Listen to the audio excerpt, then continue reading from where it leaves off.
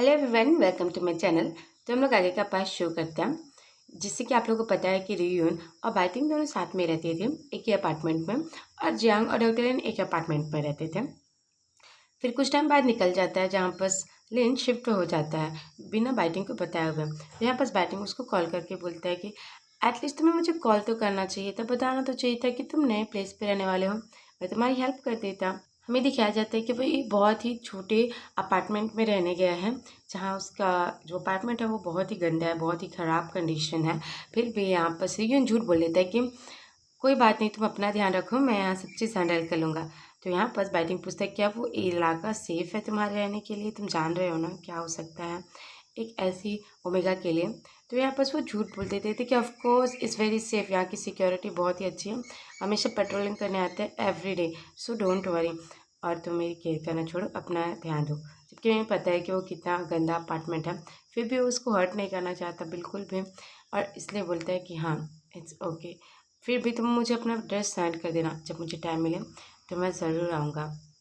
तो बोलता है कि ऑफ कोर्स वैसे भी मेरा कुछ सामान तुम्हारे घर पे छूटा है, जब मैं लेने आऊँगा तो तुम्हें ज़रूर यहाँ लेने आ जाऊँगा, ठीक है। और उसका मैसेज देखते हैं कि प्लीज़ बी वेरी हैप्पी। तो उसका ऐसे मैसेज देख के लिविन हंसते बोलते हैं कि इडियट, तुम बिल्कुल इडियट हो। और मन में सोचता रहता है कि ये मेरा लास्ट चांस है पब्लिक एग्जामिनेशन क्लियर करने का, मुझे किसी भी तरह से डिस्ट्रैक्ट नहीं होना है। और ऐसे ही देखते देखते कुछ महीने निकल जाते हैं, जहाँ पर जिंग्यांशु का एग्ज़ाम आ जाता है मेडिकल एग्ज़ाम के लिए। यहाँ पर बाइजिंग उसको बहुत ही कॉन्फिडेंस ये बोलता है कि डॉक्टर जाग, मुझे पता है आपने बहुत ही अच्छा रीड किया, रिव्यू भी किया, पर प्लीज़ एग्ज़ाम केयरफुली दिलाना। और बोलता है कि ऑफ कोर्स मैं समझ गया हूँ। और फिर और कुछ महीने बीत जाते हैं, जहाँ पर रिजल्ट आता है, और गेस व्हाट, जियांग का क्या रैंक आता है, फर्स्ट रैंक। ऑब्वियसली यहाँ पर बैटिंग बहुत ही खुश होता है कि डॉक्टर एंजल आप फर्स्ट रैंक पे, आप अमेजिंग हैं, आप कितनी टैलेंटेड हैं। बहुत ही खुश हो जाता है जिज्ञासु, क्योंकि पहली बार ऐसा कोई पर्सन है जो उसकी इस रैंक पे बहुत ही खुश हुआ है। ऐसा लग रहा है कि वो सातवें आसमान पे वो बहुत ज़्यादा खुश है, क्योंकि उसके पेरेंट्स तो कभी उसको अटेंशन दिए ही नहीं है, राइट। फिर ऐसे और कुछ महीने बीत जाते हैं, फिर सेकेंड राउंड क्लियर हो जाता है। यहाँ पर डॉक्टर जैक उसको कॉल करके बोलता है कि बैटिंग मैंने सेकेंड राउंड भी क्लियर कर लिया है, अब मैं सक्सेसफुली इंटर कर पाऊँगा हो जाएंगे मेडिकल कॉलेज में, क्या तुम खुश हो। यहाँ पर बैटिंग बहुत ही खुश होकर बोलता है कि एंजल जियांग, मुझे पता था आप बेस्ट हो, आप बेस्ट हो, आप कुछ भी कर सकते हो, तो मैं आपके लिए आज कुक करने वाला हूँ, आप कोई इंटरफेरेंस नहीं करेंगे मेरी कुकिंग को लेके। तो यहाँ पर जियांग बोलता है कि ऑफकोर्स तुम स्कूल के पास ही रहना, मैं बस तुम्हें पिकअप करने आ रहा हूँ। और वो कुछ स्वीट पोटैटो ब्रेड लेने चला जाता है, वहाँ से बात करता ही रहता है, तभी किसी की आवाज़ आती है कि प्लीज़ मेरी मदद करो, कोई है क्या। और वहाँ पर बाइटिंग रुक जाता है। दूसरे से ऐसे जंग बोलता है कि हे बाइटिंग क्या हुआ, तुम रुक क्यों गए बात करना, कुछ हुआ है क्या वहाँ पर। और वो फिर फ़ोन पे बात करते करते वो एक सुनसान गली में पहुँच जाता है, जहाँ पर देखते हैं कि कुछ ओमेगा एक अल्फ़ा को बुरी तरीके से बुली कर रहा है, उसको पीट रहा है, जहाँ पर बहुत सारा ब्लड आ गया, जिसे देखते ही बाइटिंग की हालत ख़राब होने लग जाती है। और वो बाकी जो पुरानी मेमोरी है वो आता रहता है, जैसे जिज्ञासु ने उसे बुली किया था, और उसे इस तरीके से बुली किया था कि उसके बॉडी पे आज भी निशान है, वो हर तरीके से खून पे लगा हुआ था, और सोचता रहता है कि मेरी टाइम पे भी ऐसे कोई मदद करने नहीं आया था। यहाँ पर जिज्ञासु सोच रहे थे कि बाइटिंग हुआ क्या एग्जैक्टली, मुझे बताओगे, तो मेरी बात सुन रहे हो। उसके कानों में आवाज़ पड़ते बोलते कि यहाँ गलियों के पीछे, स्कूल के गलियों के पीछे कोई कोई मार रहा है उसे, बहुत ब्लड है, बहुत ब्लड, मुझे समझ नहीं आ रहा मैं क्या करूँ। यहाँ पर जिज्ञासु बोलते हैं कि स्टे काम डाउन, और तुम बाहर निकलो वहाँ से, जाओ तुम स्कूल में जाके रहो, मैं बस यहीं आ रहा हूँ और तुम्हें लेने आ रहा हूँ, ठीक है, जाओ जाओ तुम वहाँ पर। तो बाइटिंग होते फिर बहुत ही डरते हुए बोलता है कि पर यार बहुत सारा खून है, मैंने कहा ना वो इंसान मर जाएगा, मैं क्या करूँ। फिर भी जिज्ञासु बोलते कि बाइटिंग मत जाओ वहाँ पर, तुम्हें पता है ना तुम हैंडल नहीं कर पाओगे, जाओ यहाँ से। फिर भी बोलता है कि पर वो मर जाएगा, वो मर जाएगा। और वो उसका फ़ोन वहीं पर से गिर जाता है, और वो अपने बैग से नाइफ़ निकालते बोलता है कि नहीं, मैं ऐसा कभी होने नहीं दूंगा, मैं किसी को मरने नहीं दूंगा। तभी वापस में से एक पर्सन बोलता है कि ओ माय गॉड, आज तो पता नहीं था कि हमारा इतना लकी डे है, एक और ओमेगा हमारे जाल में फंसने के लिए आ गया। भाई द वे ब्रदर, देखो तो इसका ब्यूटी कितना सुंदर है। यहाँ पर बाइटिंग की हालत बहुत ख़राब होती रहती है, उसका पूरा बॉडी शेक करता रहता है, और वो नाइफ को चला देता है उस पर्सन पर, और बोलता है कि गेस्ट लॉट, तुम यहाँ से बाहर निकल जाओ और उसे छोड़ दो।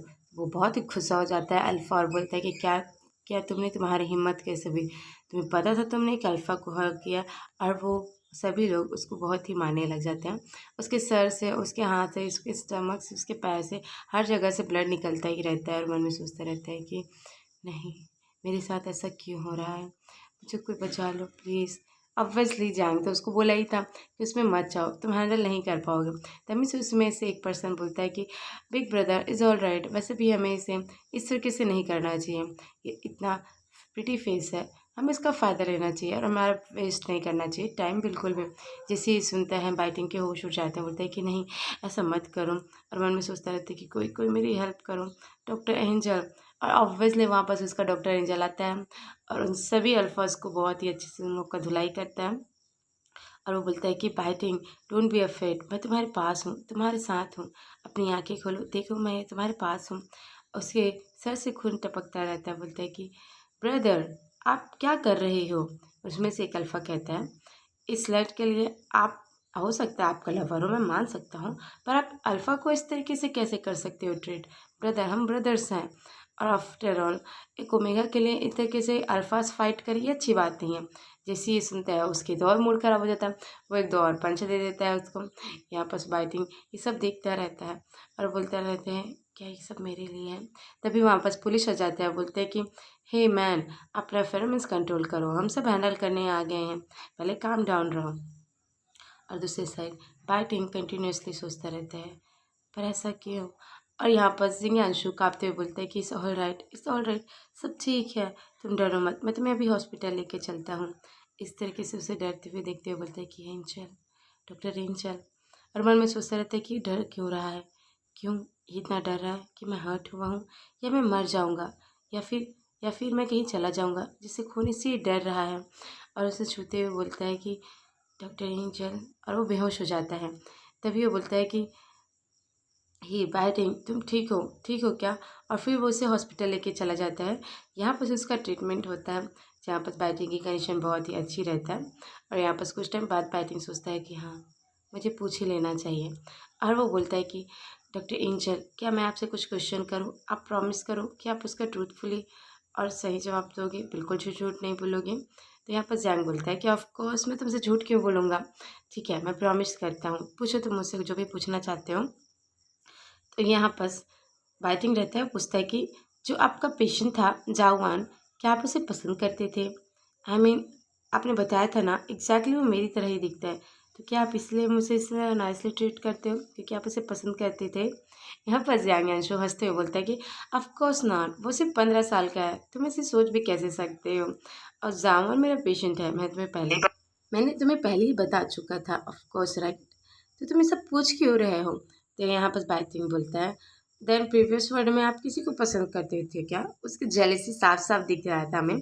फिर भी यहाँ पर जाएंगे बोलता है कि ऑफ कोर्स नॉट, मेरे इतने सारे पेशेंट है, इतना वर्क था, मुझे कभी टाइम ही नहीं मिला रोमांस के लिए। तो यहाँ पर बोलता है रियली आप सच कह रहे हो। बहुत ही खुश बोलता है कि सच में सच है क्या। जैंग बोलता है कि ऑफ कोर्स। और फिर वो उसे हक करके बोलता है कि देन डॉक्टर जैंग क्या आप मेरे लिए वेट कर सकते हो प्लीज़। यहाँ पर जैंग बोलता है क्या वेट, किसके लिए वेट। हर वो समझ जाता है कि हाँ। और बोलता है कि मैं अपना एग्ज़ाम जल्दी जल्दी फिनिश करूँगा, मैं जल्दी से कॉलेज में इंटरेस्ट लूँगा और मैं जॉब भी करूँगा, क्या आप मेरे लिए वेट कर सकते हो तब तक। यहाँ पर वो मन में सोचता रहता है कि यदि डॉक्टर जियांग का प्रीवियस लाइफ में भी कोई लवर नहीं था, इस टाइम भी कोई लवर नहीं, तो ऑफकोर्स मैं चाहता हूँ कि वो मेरे साथ है, मेरे पास रहे, मेरे लवर बनकर।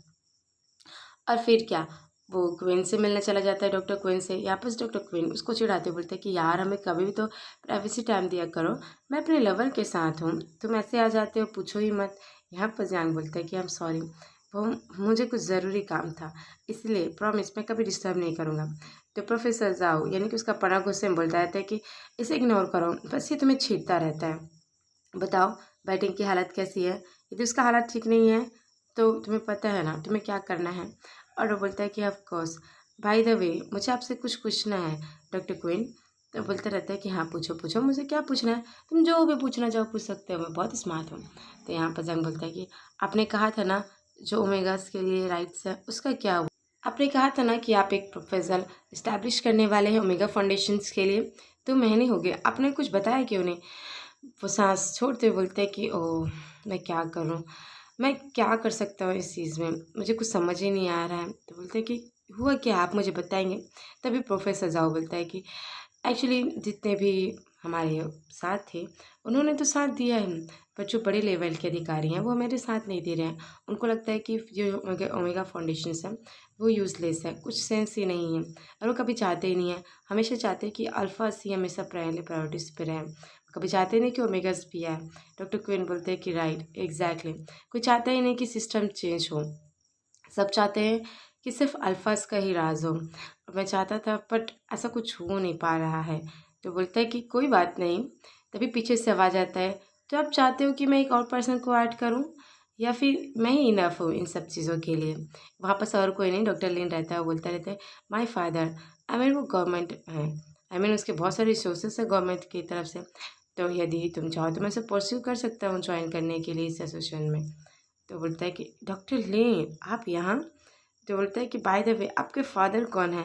आई मीन आप जिस तरीके से बता रहे हैं वो बहुत ही अच्छे इंसान हैं और गवर्नमेंट से बहुत ही अच्छे ताल्लुकात रखते हैं। और तभी बोलते हैं कि ओह माय गॉड डॉक्टर लिन आप यहाँ? बाय द वे आपने कहा था कि आपके फादर्स, तो आप बता सकते हैं आपके फादर का नाम क्या है? वो बहुत ही खुश होकर बोलता रहता है कि ऑफ कोर्स मैं ज़रूर बताना चाहूँगा अपने फादर के बारे में। उनका नाम है लिन शांग्यू और वो डीन है इम्पीरियल हॉस्पिटल की। यानी कि आप समझ रहे हो जिस हॉस्पिटल में सभी काम कर रहे हैं वहाँ की डीन है। तो जैसे ही वो सुनते हैं वो बोलते हैं शॉक हो जाते हैं, क्या तुम उसकी बेटी हो? हमें इस इम्पीरियल हॉस्पिटल के डीन की बेटी हो तुम? अब वो खुश हो जाता है कि मुझे पता नहीं था कि तुम उसके बेटे हो। आई मीन उसका रेपुटेशन कितना अच्छा है। बाय द वे तुमसे मिलके बहुत अच्छा लगा, पर तुमने कभी बताया नहीं अपने बारे में। और जियांग भी एकदम शौक रहता है, क्या वो डीन का बेटा है? और बोलता है कि राइट, पर तुमने कभी मेंशन नहीं किया कि तुम्हारे पापा। और तभी लिन बोलता है तो तुम्हें क्या लगा कि मैं अनाउंसमेंट करते रहूँ लाउड स्पीकर लेके कि हेलो माई फादर ये वो, तो मेरे फादर मुझे मार ही देंगे। और तभी वो जिंग्याशु को देखते हुए घूरते हुए बोलता है कि हे जिंग्याशु, तुमने कहा था कि तुम मुझे इंट्रोड्यूस कराने वाले हो एसोसिएशन पे। मैं कितना ही इंतज़ार किया, मेरा पेशेंट ही ख़त्म हो गया था। तभी मुझे पता चला कि तुम आए हो और डॉक्टर क्वीन से मिलने आए हो। यदि मैं आता नहीं तो तुम तो मुझे डिले ही कर देते। तुम्हारी हिम्मत कैसे हुई मुझ जैसे सच्चे नेक इंसान को इस तरह से तंग करने का? यहाँ पर जिंगाशु बोलता है कि आई एम सॉरी, मेरा एग्ज़ाम में था ना, इसलिए मैं टाइम नहीं दे पाया। और यहाँ बस वो लोग एक ग्रुप बन जाते हैं, यानी कि सभी एक ग्रुप बन गए हैं और वो लोग एक इक्वल राइट ओमेगा के लिए फाइट कर रहे हैं। यहाँ पर डॉक्टर लिन बोलते रहते हैं कि बाय द वे मुझे बहुत ही अच्छा लगा आप लोग के साथ ज्वाइन करके। तो यहाँ पर हमें पता चलता है कि वो लोग एक टीम वर्क की तरह काम करेंगे आगे चल के। तो आज का एक क्यूट बात यही खत्म होता है। I hope you like this video. Thank you for watching.